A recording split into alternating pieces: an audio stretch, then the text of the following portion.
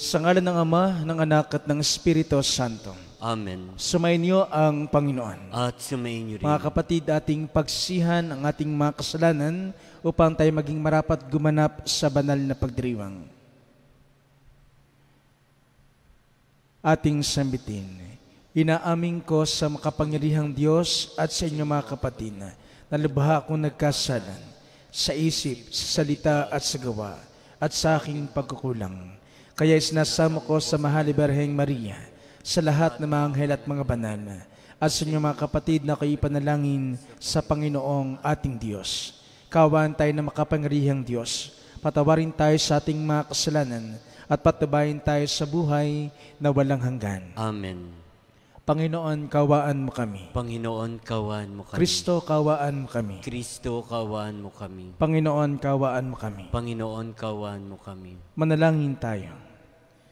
At pong isama sa ating mga panalangin ang mga sumusunod para sa kapayapaan ng kaluluwa ni Sister Oliva Pasamba, MCST, para po sa special intentions ni Nalala Sevilla, Menel, and Loretta Emralino, Tita Juliet Endrenal at Tita Doris, para po sa immediate recovery of Kuya Dick Baldubino and Tito Manny Asesor, Tito Romy Verdan, Mona Lisa Tobelio, and Rosabel Go. At hindi pong alalahanin ng ating mga personal na kahilingan at mga intention. Ama naming makapangyarihan, ang iyong paglingap ay di nagkukulang sa iyong pagsubaybay sa tanan.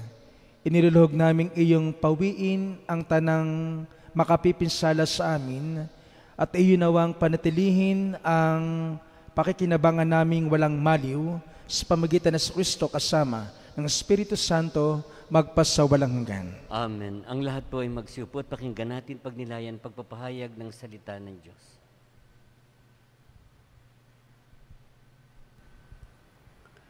Pagbasa mula sa ikalawang sulat ni Apostol San Pablo kay Timoteo. Pinakamamahal, alalahanin mo si Jesucristo ang nagmula sa angken ni David at ang muling nabuhay. Ito ang mabuting balitang ipinangangaral ko, ang dahilan ng aking pagdurusa hanggang sa magapos na tulad ng isang salarin. Ngunit hindi maigagapos ang salita ng Diyos. Pinagtitiisan ko ang lahat ng bagay alang-alang sa mahinirang ng Diyos upang matamo rin sila ng kaligtasan mula kay Kristo Jesus at ng walang hanggang kalwalatian. Narito ang kasabihang mapapanaligan. Kapag tayo namatay nakalakip ni Jesucristo, walang salang mabubuhay na kasama niya tayo. Kung tayo man ay magtiis ng hirap sa mundong ito, maghahari naman tayong kapiling ng ating Kristo. Kapag siya itinakawil sa harapan mga tao, pagdating ng dagtang araw, itatakwil niya tayo. Kung tayo may hindi tapat, si Kristo ay tapat pa rin, sapagkat ang sa Kanya ay hindi niya itatakwil. Ipaalala mo sa kanila ang mga bagay na ito at pagbilinan mo sila sa ngalan ng Diyos na huwag magtalo-talo na walang kabuluhan. Walang ibubungang mabuti ang ganitong pagtatalo. Manapay, kapahamakan ang makikinig, pagsikapan mong maging karapat-dapat sa Diyos. Manggagawang walang dapat ikahiya at tapat na magtuturo ng katotohanan. Ang salita ng Diyos. Salamat sa Diyos. Poon ang iyong dalisay, iyong ituro sa akin. Poon ang iyong dalisay, iyong ituro sa amin. Ang kalooban may ituro, O Diyos. Ituro mo sana sa abo mong lingkod. Ayon sa matuwid, ako ay turuan. Ituro mo poon ang katotohanan, tagapagligtas ko na inaasahan. Poon ng iyong landasi, iyong ituro sa akin. Mabuti ang poon at makatarungan sa mga salarig, guro at patnubay. Sa mababang loob sa iyong gabay at nagtuturo ng kanyang kalooban. Poon ng iyong landasi, iyong ituro sa akin. Tapat ang pag-ibig, siya'y umaakay. Sa tumatalima, sa utos ay tipan. Sa tumatalima, siya'y kaibigan. at tagapagturo ng tipan niyang banal. Poon ang iyong landasin, iyong ituro sa akin. Magsitayo po ang lahat bilang pagbubunyi sa mabuting balita ng Panginoon.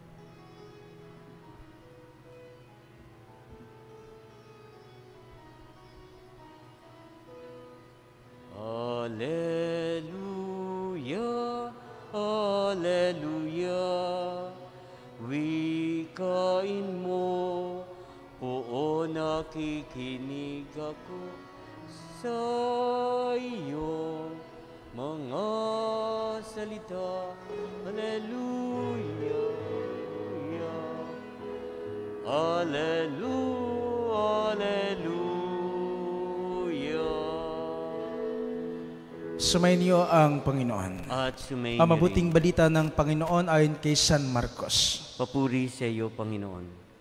Noong panahon ngayon, isa sa mga eskriba ay lumapit kay Jesus at nagtanong, alin pong utos ang pinakamahalaga?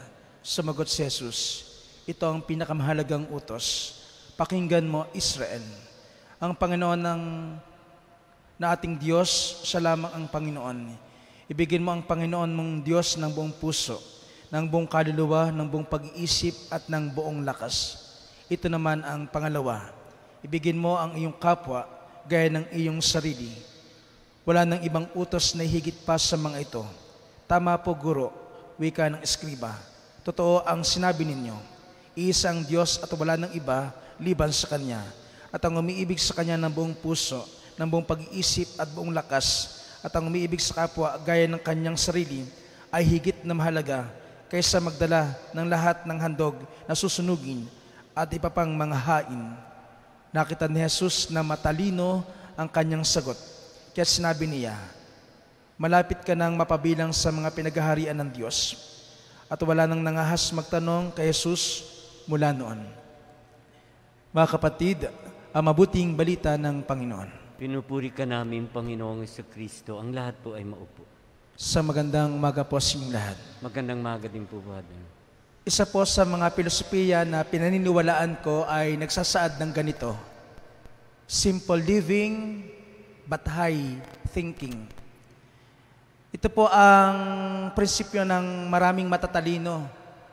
Life is easy, why make it so complicated? Kaya magagaling yung mga tao na nasisimplify ang buhay o ginagawang magaan at simple ang buhay sa mundong ito.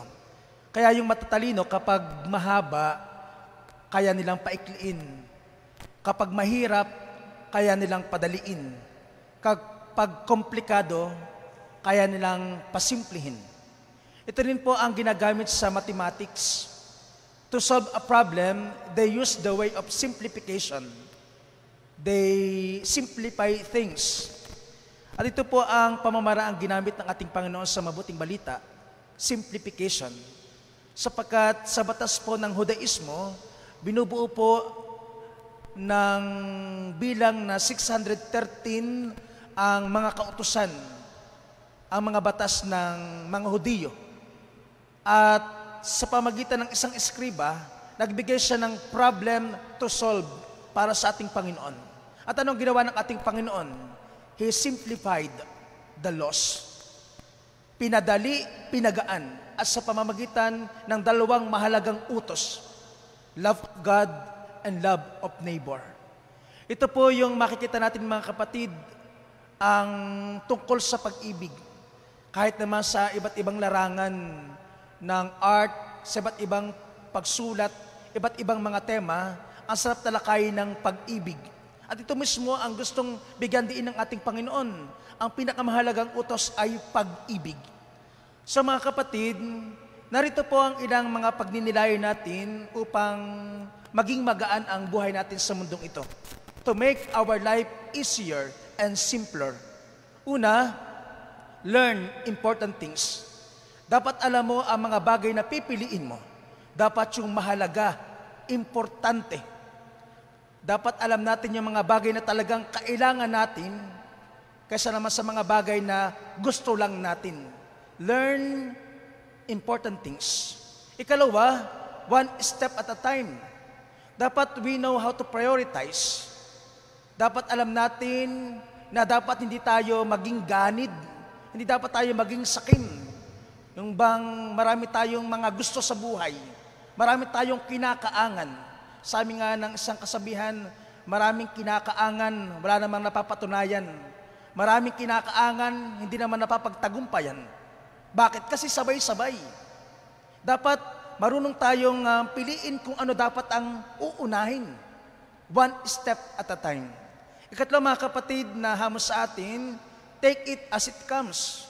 Ang katotohanan na dapat marunong tayong tumanggap. Maraming mga problema, pagsubok na dumadating sa atin. At minsan tayo ay nilalamon ng stress, nilalamon tayo ng mga problemang ito. Bakit? Kasi hindi tayo marunong tumanggap. Maraming mga pagkakataong tayo ay nabigo, pero hindi tayo nag-move on. Maraming mga pagkakataong tayo ay nadadapa, pero hindi tayo bumabangon. Dapat marunong nating tanggapin ang mga bagay-bagay na ibinibigay sa atin ng ating Panginoon. Ikaapat, mga kapatid, be honest. Maraming mga taong komplikado ang buhay. Bakit? Kasi namumuhay sa kasinungalingan, namumuhay sa pagpapanggap. Pero kapag ikay naging totoo, magiging magaan ang buhay mo. Ikalima at kahulihan na paraan upang ang ating buhay ay maging madali at pinakamahalaga, have faith. Magkaroon ka ng pananampalataya. Magiging magaan ang buhay mo kung may pananalig ka sa Diyos. Bakit? Kasi kapag may pagtitiwala, pananalig sa Diyos, magaan ang iyong kalooban. Hindi ito dapat nagtataglay ng galit, ng inggit, ng pagkamakasarili, ng kayabangan, ng pagiging palalo. Sapagkat yung paniniwala natin sa ating Panginoon, ang lilinis ng ating puso. At kapag malinis ang ating puso, napagaan ang ating buhay sa mundong ito. Bilang huling hamon, mga kapatid, totoo that life is easy. Pero sa larangan ng ating pananampalataya, life would always be easy if you choose to love.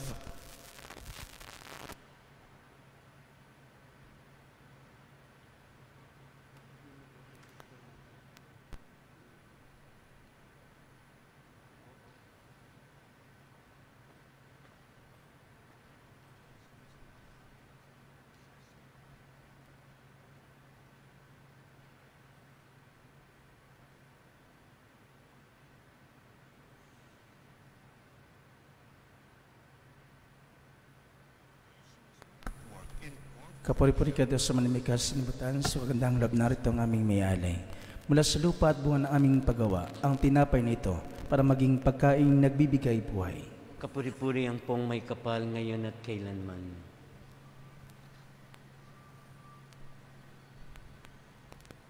Kapuri-puri ka Diyos sa manimikas sinibutan, sa magandang loob narito ang aming mayalay. Mula sa katas ng ubas at buwan ng aming paggawa, ang alak na ito para mag-inuming nagbibigay ng iyong espiritu.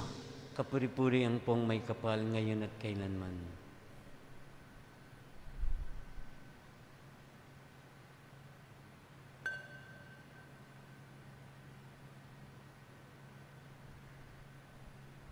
Magsitayo po ang lahat. Manalangin kayo, mga kapatid, upang paghahain natin kalugdan ng Diyos sa mga makapangyarihan. Tanggapin nawa ng Panginoon itong paghahain sa iyong mga kamay, sa kapurihan niya at karangalan sa ating kapakinabangan at sa buong sambayan niyang banal.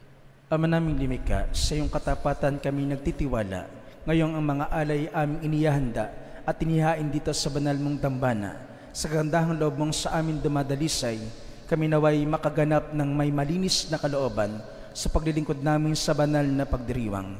Sa pamagitan ng Kristo kasama ng Espiritu Santo, magpasawalang hanggan. Amen. Sumainyo ang Panginoon. At sumainyo Itaas sa din. Diyos ang inyong puso at diwa. Itinasa namin sa Pasalamatan Panginoon. natin ang Panginoong ating Diyos. Marapat na siya ay pasalamatan. Ama naming makapangyarihan, tuning nga marapat na ikaw ay aming pasalamatan sa iyong kagandahang loob at paglingap. Ang tayo nilikha mo at pinangangasiwa sa sansinukob. Sa hangad mong siya'y iwastong lubos, siya'y pinagdusa mo sa kanyang pagtalikod. Sa iyong paggilaw iyong ipinahintulot na makabalik siya sa pamagitan ni Kristo Jesus. Kaya kaisa ng mga anghel, nagsisiawit ng papuri sa iyong walang humpay sa kalangitan. Kami nabubuni sa iyong kadakilaan. Santo, Santo, Santo Panginoong Diyos sa makapangyarihan, napupuno ang langit at lupa ng kalwalhatian mo. O sana sa kaitaasan, pinagpala ng paririto sa ngalan ng Panginoon. O sana sa kaitaasan, magsiluhod po ang lahat. Manaming banal ay kamukha ng tanang kabanalan. Kaya sa pamagitan ng Espiritu, gawin mong banal ang mga kaloob na ito upang para sa aming maging katawan at dugo ng aming Panginoong Jesucristo. Bago niya pinagtiis ang kusang loob na maging handog, hinubakan niya ang tinapay, pinasalamatan kaniya, pinaghati-hati niyon, iniabot sa kanyang mga alagad at sinabi, "Tagapin ninyo lahat ito at kanin, ito ang aking katawan na ihahandog para sa inyo."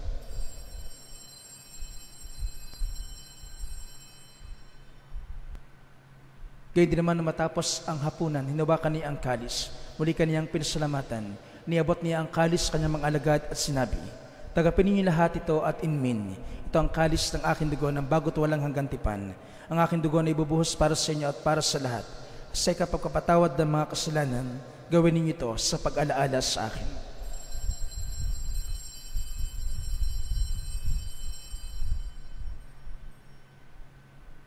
Ipagbunyi natin ang misteryo ng pananampalataya. Si Kristo'y namatay, si Kristo'y nabuhay, si Kristo'y babalik sa wakas ng panahon. Ang mga ginagawa namin ngayon ng pag-alaala sa pagkamatay at muling pagkabuhay ng iyong anak. Kaya tiniyaali namin sa iyo ang tinapay na nagbibigay buhay at ang kalis na nagkakaloob ng kaligtasan. Kami nagpapasalamat dahil kami iyong minarapat na tumayo sa harap mo para maglingkod sa iyo. Isinasama namin kami magsasalo-salo sa katawan at dugo ni Kristo mabuklod sa pagkakaisa sa pamagitan ng Espiritu Santo.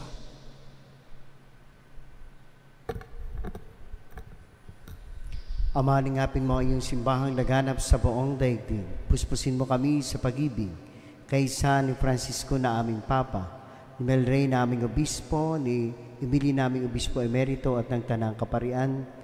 Alalahanin mo rin ang mga kapatid naming nahimlay na may pag-asang sila muling mabubuhay, gayon din na lahat ng mga pumanaw.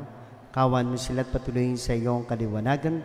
Kawan mo't pagindapating kaming lahat na makasalo sa iyong buhay na walang wakas. Kaysa ng mahal na Birheng Maria na ina ng Diyos, ni San Jose na kanyang esposo, kaysa ng mga apostol at ang lahat ng mga banal na namuhay dito sa daigdig ng kalugod-tugod sa iyo, may pagdiwang nawa namin ng pagpupuri sa ikararangal mo sa pamamagitan ng iyong anak, naming Panginoong Jesucristo.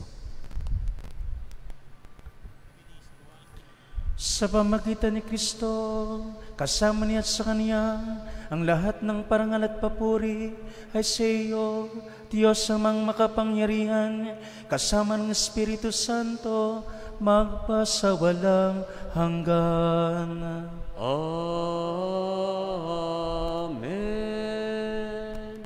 Ang lahat po ay magstayo. Tinaran po tayo ni Kristo na tumawag sama, kaya naman lakas loob na tayo dumulog sa Kanya.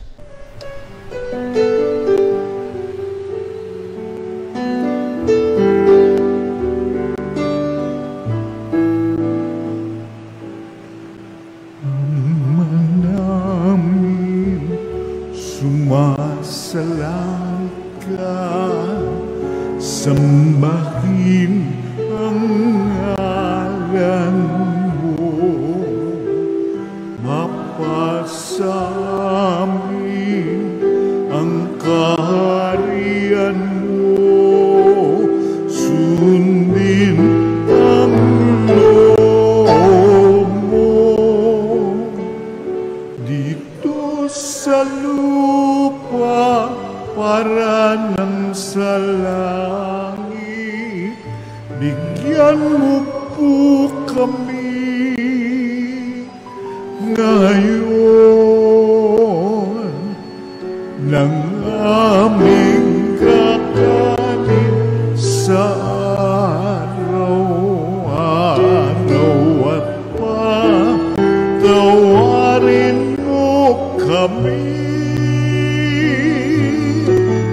sa aming mga sala, para ng pagpapatawan namin sa nagkakasala sa amin, at huwag mo kaming ipagdulot sa tukso, at yadya mo kami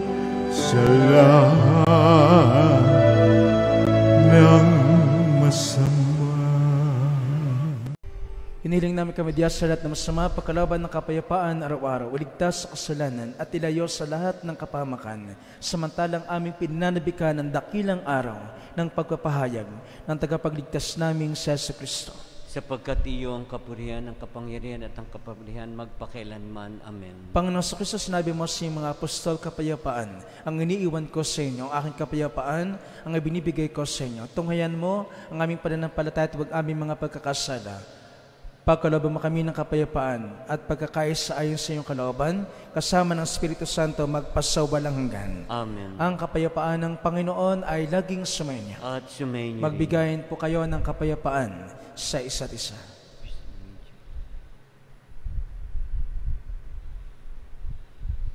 Kordero ng Diyos na nagalis ng mga kasalanan ng sanlibutan, maawa ka sa amin. Kordero ng Diyos na nagalis ng mga kasalanan ng sanlibutan, maawa ka sa amin. Kordero ng Diyos na nagalis ng mga kasalanan ng sanlibutan, pagkaloob mo sa amin ang kapayapaan. Magsiluhod po ang lahat.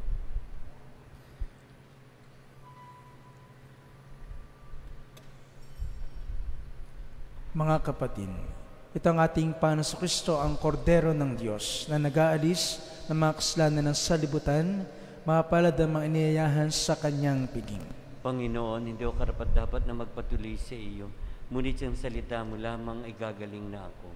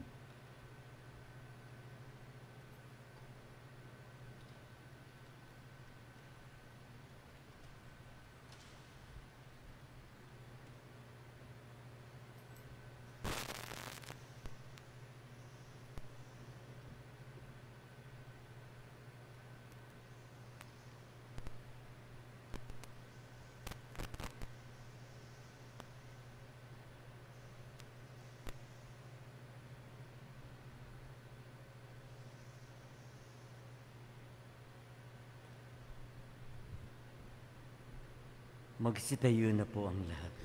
Manalangin tayo.